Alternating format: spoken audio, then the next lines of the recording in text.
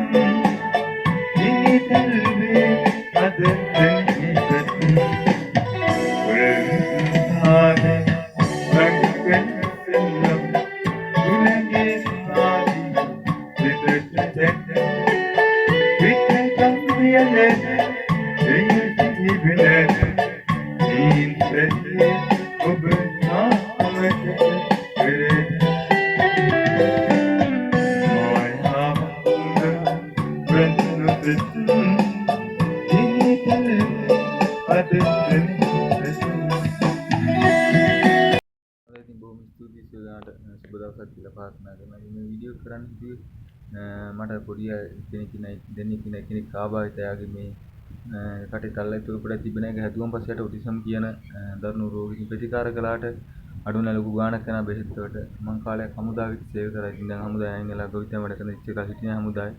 කුලී වැඩ ගොවිතැන් වැඩ කරලා යට බෙහෙත් කරන තියෙන ඒක අමාරු හින්දා බකොල්ලක් කරන් බස් වලට නැගලා සින්දු කියනවා මේ කරු ගීත ගායනා කරනවා. ඉතින් ඔයාලට මම ගීතයක් ගායනා කරලා පෙන්නන්නම් මේ වෙලේ.